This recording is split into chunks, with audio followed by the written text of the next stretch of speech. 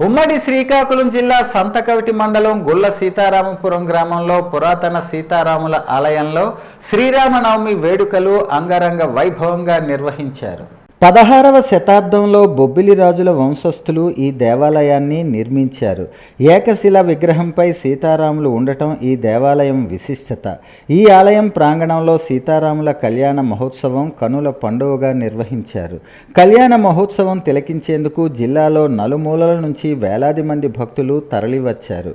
ఉదయం నుంచే ఆలయంలో సీతారాములను దర్శించేందుకు భక్తులు క్యూ కట్టారు. ఈ శ్రీరామనవమి నేటికి ఇంచుమించుగా 15 సంవత్సరాల నుంచి కూడా ప్రతి సంవత్సరం శ్రీరామనవమి ఉత్సవ కార్యక్రమంలో కళ్యాణం చేస్తున్నాం. ఇది దినదిన ప్రవర్ధమానమవుతూ ఉన్నది.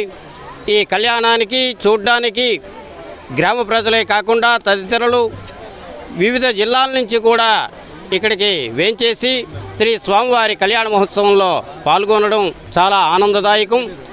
ఈ కళ్యాణం మనకి శ్రావణ అంటే మనకి మామూలుగా జ్యేష్ఠశుద్ధ ఏకాదశి వార్షిక బ్రహ్మోత్సవాలు అవుతాయి. అలా కాకుండా ఇప్పుడు ఎక్కడ పడితే అక్కడ స్వామివారికి శ్రీరామనవమి కళ్యాణం జరుగుతుంది కాబట్టి ఇక్కడ కూడా ఈ గ్రామంలో కూడా చేద్దామనే తత్సంకల్పంతో ఈ కార్యక్రమాన్ని చేయడం అది చాలా జయప్రదంగా మారడం కూడా జరుగుతున్నది.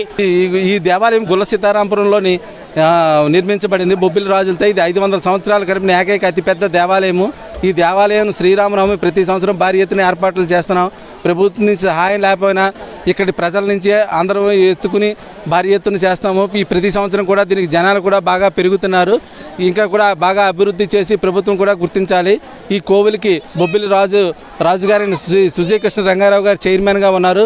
ప్రభుత్వం దృష్టికి తీసుకెళ్లి ప్రతి సంవత్సరం ప్రభుత్వం రామతీర్థం ఎలాగ నిర్వహించారో గుళ్ళ సీతారామపురాన్ని కూడా ఈ సంవత్సరం ప్రతి సంవత్సరం శ్రీరామనవమి ఏర్పాటు చేయవలసిందిగా కోరుచున్నాము.